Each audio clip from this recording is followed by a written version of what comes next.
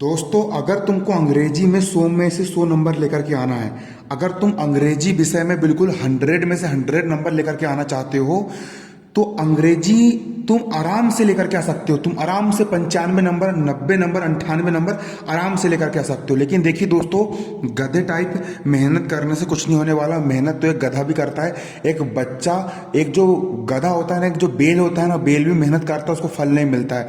आपको खाली hard work करने से काम नहीं चलने वाला, आपको स्मार्ट वर्क करना पड़ेगा। आपको ब्लू प्रिंट के हिसाब से, आपको अपने सिलेबस के अकॉर्डिंग इंग्लिश की तैयारी करना पड़ेगा। अगर आप अपने सिलेबस को ध्यान में रखते हुए, अगर आप ब्लू प्रिंट को ध्यान में रखते हुए अंग्रेजी की तैयारी करोगे ना, तो कम मेहनत करके भी आप आराम से अंग्रेजी में 100 में से 98 नंबर, 99 नंबर और 100 में से 100 नंबर लेकर के आ सकते हो। इसी को हम स्मार्ट स्टडी बोलते हैं। उसके लिए आपको पता होना चाहिए कि पेपर में क्या क्या आता है, हमको क्या क्या चीज़ पढ़ना है पेपर में, और हमको क्या क्या चीज़ नहीं पढ़ना है। कई बार बच्चे क्या होते हैं, एक तरफ से बिल्कुल पढ़ते जाते हैं और कुछ का कुछ पढ़ते रहते हैं, और पेपर में जाकर के कुछ का कुछ। भैया, ब्लू प्रिंट के साथ तैयारी करो, स्मार्ट वर्क करो, सही तरीके से स्टडी करो। सबसे पहले यह पता करो कि पेपर में किस प्रकार से क्वेश्चन पूछे जाते हैं, और पेपर में क्या आता है और क्या नहीं आता है, हमको पेपर में पढ़ना क्या है और हमको पेपर में क्या नहीं पढ़ना है। तो देखिए दोस्तों, यहाँ पर आपके सामने एमपी बोर्ड भोपाल, माध्यमिक शिक्षा मंडल भोपाल, मध्य प्रदेश की अंग्रेजी का कक्षा 10वीं, देखिए कक्षा 10वीं, सामान्य अंग्रेजी कक्षा 10वीं का यहाँ पर आपको एक ब्लूप्रिंट दिया गया है ना। माध्यमिक शिक्षा मंडल भोपाल द्वारा आपको एक ब्लूप्रिंट यहाँ पर दिया गया है। और वर्ष, ये जो ब्लूप्रिंट है, ये ब्लूप्रिंट अभी तक इंग्लिश की बुक चेंज नहीं हुई है। इस बार 2021 की परीक्षा में भी इसी प्रकार से आपको, इसी पैटर्न पर आपका पेपर आएगा, क्योंकि अभी बुक नहीं बदली है।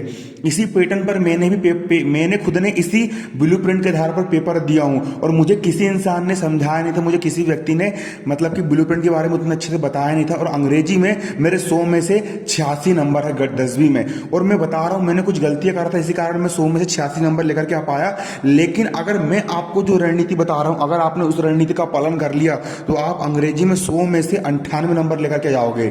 मैंने कौन कौन सी गलती करा, वो सब मैं आपको इस वीडियो में बताऊंगा। सबसे पहले यहाँ पर मैं आपको इस वीडियो में ब्लूप्रिंट के बारे में समझाऊंगा। क्लास 10th का स्पेशल वीडियो है, क्लास 10th स्पेशल इंग्लिश के लिए। देखिए, यहाँ पर अंग्रेजी का पेपर आपको 100 नंबर का होगा। देखिए, अंग्रेजी, सामान्य अंग्रेजी कक्षा 10वीं, आपका पूर्णांक है 100 अंक। आपको कक्षा 10वीं का जो पेपर है, आपका 100 नंबर का आपका पेपर होगा। 100 नंबर में से देखिए, आपका जो पेपर होगा वो 4 सेक्शन में बटा होगा। सबसे पहले यहाँ पर आपका सेक्शन ए होगा, उसके बाद फिर यहाँ पर आपका सेक्शन बी होगा, फिर आपका सेक्शन सी होगा, फिर आपका सेक्शन डी होगा। आपका 4 सेक्शन में आपका पेपर बटा होगा। आपका जो सेक्शन ए है, सेक्शन ए में आपको अपठित गद्यांश आएंगे, मतलब अनसीन पैसेज आएंगे। अनसीन पैसेज का मतलब ये होता है कि आपको अंग्रेजी में एक पैराग्राफ दिया होगा, आपको अंग्रेजी में 4-5 लाइन का एक पैराग्राफ दिया होगा, और आपको प्रश्न उत्तर दिए होंगे। आपको उन प्रश्न उत्तर को उसी अनसीन पैसेज से ढूंढ करके आपको लिखना पड़ेगा। देखिए, आपको यहाँ पर 3 अनसीन पैसेज आते हैं। कितने अनसीन पैसेज आएंगे? आपको 3 अनसीन पैसेज आएंगे, है ना। ये सबसे पहले एक अनसीन पैसेज आएगा, वो अनसीन पैसेज आपका 5 नंबर का रहेगा। फिर दूसरा अनसीन पैसेज आएगा, वो अनसीन पैसेज भी आपको 5 नंबर का रहेगा। और तीसरा अनसीन पैसेज आएगा, वो भी आपको कितने नंबर का रहेगा? 5 नंबर का रहेगा। एक देखिए, जो एक अनसीन पैसेज होगा, उस पहला अनसीन पैसेज आपका 5 नंबर का रहेगा। और इसमें 5 क्वेश्चन रहेंगे। इसमें कितने क्वेश्चन रहेंगे? 5 क्वेश्चन रहेंगे, और एक क्वेश्चन 1 नंबर का रहेगा। क्लियर? एक क्वेश्चन कितने नंबर का रहेगा? 1 नंबर का रहेगा। एक अनसीन पैसेज में आपको 5 प्रश्न दिए रहेंगे, और एक प्रश्न 1 अंक का होगा। तो इस प्रकार एक अनसीन पैसेज कुल 5 नंबर का रहेगा, है ना। इसको आपको उसी में से ढूंढ करके आपको लिखना है। आपको उसी में से ढूंढ करके उसी को आपको लिखना है। ये बहुत सरल होता है ना। इसकी उतनी अधिक तैयारी करने की जरूरत नहीं पड़ती है। बस आपको अंग्रेजी में थोड़ा बहुत ट्रांसलेट करते आना चाहिए, आपको आंसर ढूंढने को आना चाहिए। मैं इसके लिए आपको दिखाता हूँ किस प्रकार से आते। देखिए, आपको इस प्रकार से आंसर पैसेज आएगा। एग्जांपल दे रहा हूँ मैं आपको। Read the following passage carefully and answer the question given below. यहाँ पर आपको इसको पढ़ना होगा, और पढ़ने के बाद यहाँ पर देखिए आपको कुछ प्रश्न दिए रहेंगे। पहला प्रश्न, दूसरा प्रश्न, तीसरा प्रश्न, चौथा प्रश्न, और यहाँ पर ये 5 प्रश्न। यहाँ पर आपको 5 प्रश्न दिए गए हैं।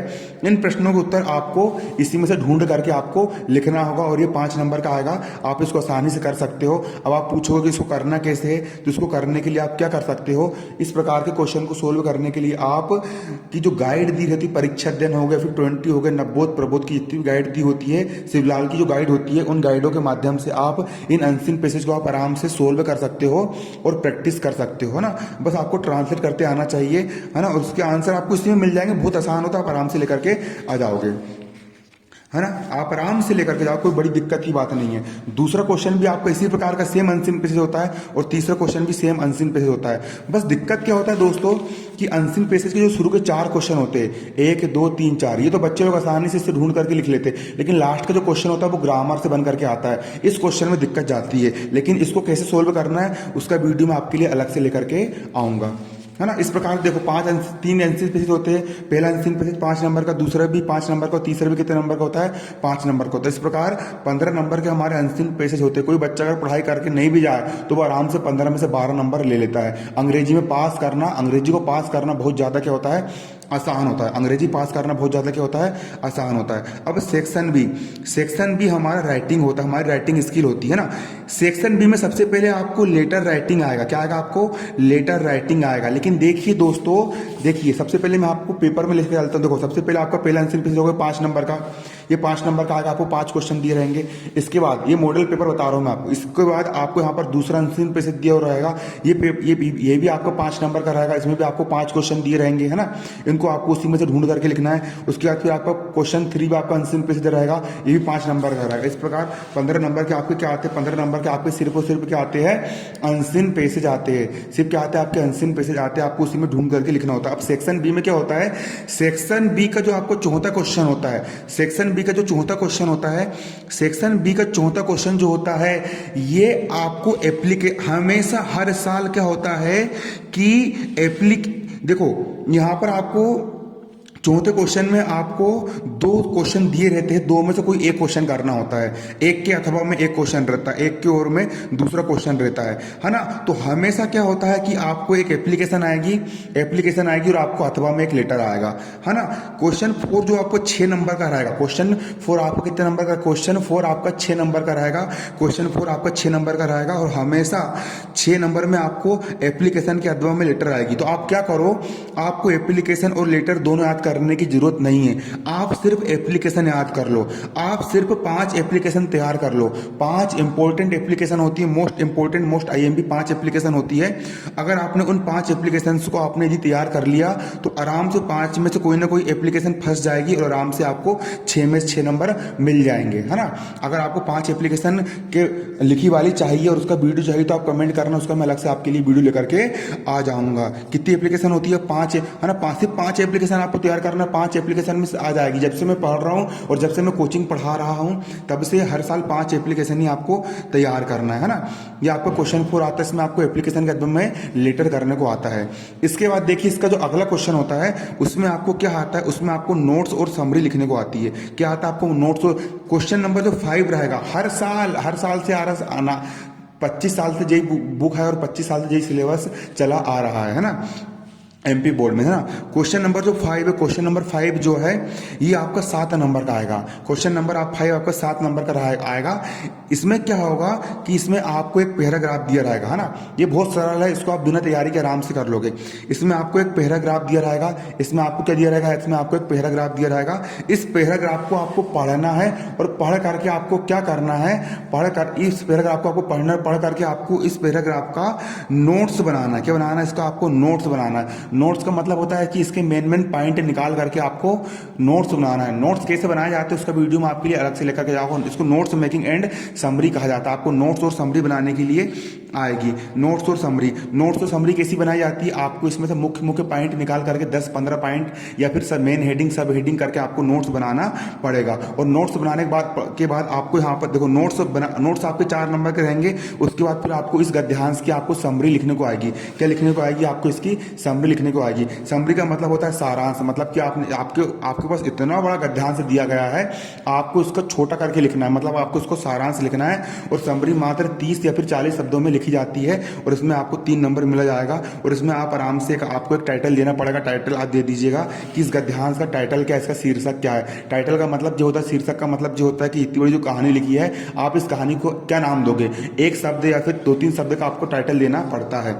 उसके बाद देखिए, उसके बाद का जो क्वेश्चन नंबर जो आपका 6 होता है, क्वेश्चन नंबर आपका जो 6 होता है, वो क्वेश्चन नंबर जो आपका 6 होता है, क्वेश्चन नंबर 6 में आपको ऐसे आता है ना। यहाँ पर जो मेन ये होता है, ये तो कोई बच्चा करता नहीं। 7 नंबर में क्या होता है कि इस क्वेश्चन के अथवा में आपको ऐसे आता है, तो ये क्वेश्चन तैयार करने की आपको जरूरत नहीं है, आप सिर्फ अथवा का ऐसे तैयार करो। और ऐसे आपको सिर्फ एक ही ऐसे तैयार करना है। 25 साल से हर साल एक ही ऐसे आता है, वो ऐसे बंडर ऑफ साइंस। आपको बंडर ऑफ साइंस अच्छे से याद करना है, सिर्फ एक ही ऐसे याद करना है, बंडर ऑफ साइंस, सिर्फ यही ऐसे याद करना है। आपके 7 नंबर पक जाएंगे। मगर आपको क्या करना है कि बंडर ऑफ साइंस में आपको गूगल से जाकर के आपको जो अच्छी अच्छी जो हेडिंग होती है, जो आउटलाइंस होती है, आपको ऐसे अच्छे से तैयार करना है। कम से कम 250 शब्द में आपको पेज ऐसे लिखना है, तभी आपको साथ में 7 नंबर मिल पाएंगे। कई बार बच्चे क्या होते हैं 4-5 पॉइंट लिख करके जाते हैं इधर उधर का टिप टाप करके, उसमें नंबर नहीं मिल पाते। यदि आपको साथ में 7 नंबर लेना है ऐसे में, तो आपको क्या करना पड़ेगा, आपको पूरा का पूरा ऐसे तैयार करना पड़ेगा। यदि आपने ऐसे तैयार कर लिया तो आपको आराम से पूरे में से पूरे नंबर मिल जाएंगे, है ना।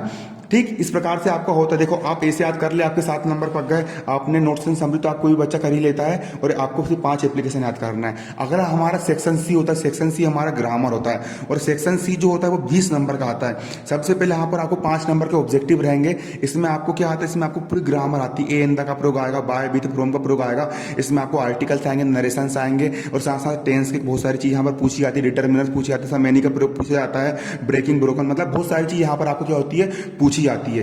5 नंबर के आपको ऑब्जेक्टिव आएंगे, फिर 5 नंबर के आपको फिर ऑब्जेक्टिव आएंगे। ये ऑब्जेक्टिव आपको ग्रामर से रिलेटेड रहेंगे कि वर्ब में एस लगेगा, फिर एस लगेगा, गोइंग आएगा या फिर आर गोइंग आएगा, फिर इज गोइंग आएगा। तो वी के साथ हमेशा आर आता है, तो यहाँ पर आप आर लिख दोगे। इसके बाद हेज टू आएगा, फिर हेव टू आएगा, तो आई के साथ हमें हेव आता है, तो यहाँ पर आप हेव लिख दोगे। मोहन एंड सोना, मतलब पूरी ग्रामर से रिलेटेड आपको यहाँ पर आएंगे, है ना। आप कमेंट करोगे तो मैं आपको ग्रामर पढ़ा भी दूंगा। उसके बाद फिर डू एस डायरेक्ट आपको आता है 5 नंबर का। 5 नंबर का आपको आएगा डू एस डायरेक्ट आएगा। यहाँ पर आपको डू एस डायरेक्ट में आपको देखो यहाँ पर कुछ लिखा रहेगा, और करेक्ट द सेंटेंस करने को बोलेगा, मतलब कि जो जो करने को आपको कहा गया आपको वैसा वैसा करना है। डू एस डायरेक्ट, जैसा कहा गया वैसा करो। क्लियर, आपको 5 नंबर का आएगा। और उसके बाद फिर डू एस डायरेक्ट आपको 5 नंबर का आएगा। और 5 नंबर का डू एस डायरेक्ट आने के बाद देखो आपको 7 दिए रहेंगे, 7 में से आपको सिर्फ 5 करना है, 5 नंबर का रहेगा। उसके बाद फिर आपको ग्रामर में आपको अगला फिर 5 नंबर का ट्रांसलेट करने को आएगा, है ना। आपको हिंदी में कुछ वाक्य दिए रहेंगे, इन हिंदी वाले वाक्यों को आपको अंग्रेजी में ट्रांसलेट करना है। इस प्रकार हमारी पूरी ग्रामर 5-5-5-5 करके हमारी पूरी 20 नंबर की हमारी क्या आती है, ग्रामर आती है। 20 नंबर की हमारी क्या आती है, ग्रामर आती है। फिर 20 नंबर ग्रामर करने के बाद फिर आपको सेक्शन डी आता है। सेक्शन डी आता है।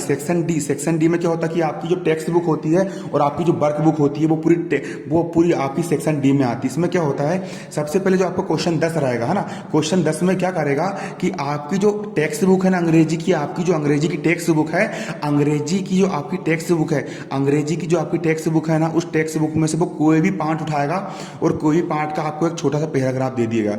और उस पैराग्राफ में और नीचे यहाँ पर वो आपको 5 क्वेश्चन देगा, है ना। 5 नंबर के क्वेश्चन देगा, 1 2 3 4 5 नंबर के आपको क्वेश्चन आएंगे, है ना। ये क्वेश्चन के जो आंसर आपको इसी पैराग्राफ से ढूंढ करके आपको लिखना पड़ेगा। तो ये बहुत सरल होता है। इसमें कई बार क्या होता है कि इसमें आपको आपकी जो टेक्स्ट बुक में क्या होता है कि इसका जो लेखक का जो नाम है वो लेखक का नाम भी पूछ लेता है, और साथ साथ ये पाठ किसने लिखा और किसने नहीं लिखा उसका नाम भी पूछ लेता है। तो आपको उसका भी नाम पता रहना चाहिए, इसलिए आपको इसको अच्छे से तैयार करना पड़ेगा। बाकी इसमें मेहनत करने की जरूरत नहीं पड़ती है, बहुत सरल होता है। आप इसके आंसर क्वेश्चन आपको इसी में ढूंढ कर मिल जाएंगे, है ना। इसकी तैयारी करने के लिए मैं वीडियो आपके लिए अलग से लेकर के आ जाऊंगा। क्लियर। उसके बाद फिर क्वेश्चन नंबर जो 11 होता है, क्वेश्चन नंबर 11 आपको 11 होता है ना। क्वेश्चन नंबर 11 में क्या होता है, इसमें भी आपका एक एक्सट्रैक्ट आता है। इसको हम एक्सट्रैक्ट बोलते हैं। एक्सट्रैक्ट का मतलब जो होता है, एक्सट्रैक्ट का मतलब होता है कि आपको एक पैराग्राफ दिया रहेगा, उस आपको यहाँ पर क्या दिया रहेगा, आपको यहाँ पर एक पैराग्राफ दिया रहेगा, आपको क्या दिया रहेगा, आपको यहाँ पर एक पैराग्राफ दिया रहेगा, है ना। और पैराग्राफ का रहेगा गद्य का रहेगा। आपकी जो अंग्रेजी की टेक्स्ट बुक है उसमें 18 पार्ट है। आपकी अंग्रेजी की टेक्स्ट बुक में टोटल 18 पार्ट है। 18 पार्ट में से 6 पार्ट पोयम वाले हैं, कविता वाले हैं, और बाकी जो 12 पार्ट है, 12 पार्ट आपके क्या है, गद्य वाले। गद्य वाले मतलब कि कहानी टाइप के आपके पार्ट है ना। उसमें से आपको कहानी, है ना। तो जो प्रोस के एक्सट्रैक्ट होते हैं, मतलब कि आपको कोई भी कहानी वाले पार्ट में से कुछ भी उठाकर दे देगा और उसके नीचे कुछ क्वेश्चन लिखे रहेंगे। इन क्वेश्चन को आपको इसी में से ढूंढ करके आपको लिखना पड़ता है। इन क्वेश्चन को आपको इसी में से ढूंढ करके लिखना पड़ता है। आप आराम से इसको ढूंढ करके इसको लिख लोगे, है ना।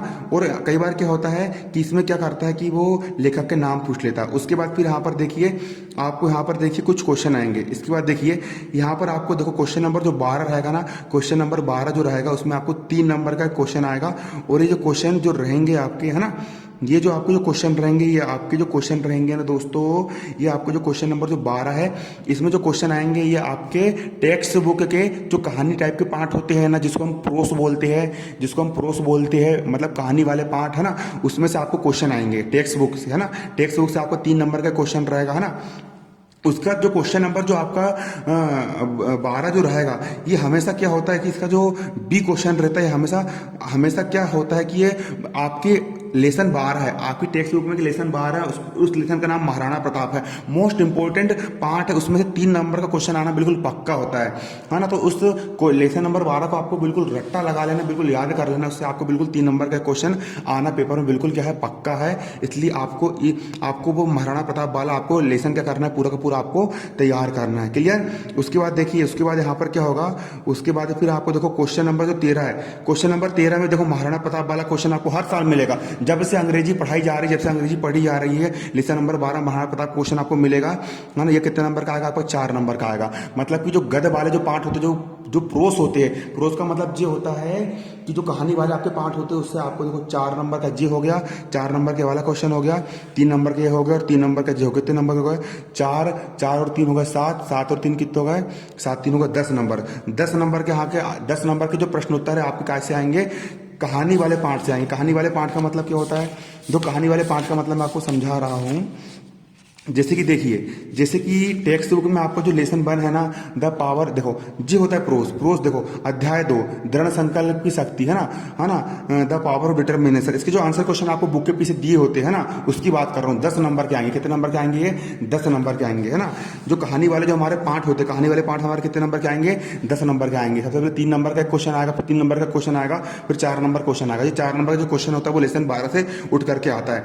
उसके बाद जो क्वेश्चन 14 है, क्वेश्चन 14 में क्या होगा कि आपकी जो अंग्रेजी की टेक्स्ट बुक है ना, आपकी अंग्रेजी की टेक्स्ट बुक में आपको पोयम वाले कुछ पार्ट है। जैसे कि आपका लेसन 1 जो है ना वो पोयम है ना। लेसन 1 आपका क्या है, पोयम है। लेसन 1 आपका क्या है, पोयम है। फिर लेसन 4 आपका पोयम है। फिर लेसन 7 आपका पोयम है। फिर लेसन 11 आपका पोयम है। उसके बाद फिर आपका लेसन 14 और फिर लेसन 18 आपका क्या है, पोयम है। तो पोयम वाले में क्या करेगा, पार्ट में वो पोयम की कोई भी 4 लाइन उठा करके आपको यहाँ पर लिख देगा। और पोयम की 4 लाइन लिखने के बाद आपको यहाँ पर 3 नंबर के वो क्वेश्चन देगा, है ना। और ये क्वेश्चन जो रहेंगे आपको इसको इसी में से ढूंढ करके लिखना होगा। जैसे कि डार्कनेस इन द स्टैंड 4, है ना। आपको ये जो 3 क्वेश्चन रहेंगे, एक क्वेश्चन 1 नंबर का रहेगा, दूसरा क्वेश्चन भी आपका 1 नंबर का रहेगा, और तीसरा क्वेश्चन भी आपका 1 नंबर का रहेगा। इन क्वेश्चन को आपको इसी गद्यांश में से ढूंढ करके लिखना होगा। आप आराम से इसको लिख लोगे। 300 नंबर का आता है। कभी कभी इसका लेखक का नाम पूछ लेता है, इसलिए लेखक का नाम याद कर लेना। अंग्रेजी की टेक्स्ट बुक में कौन सा पार्ट का नाम याद कर लेना, और कौन सा पार्ट को किस लेखक ने लिखा है उनके नाम भी आपको याद करना है, तभी आप इसको अच्छे से कर पाओगे।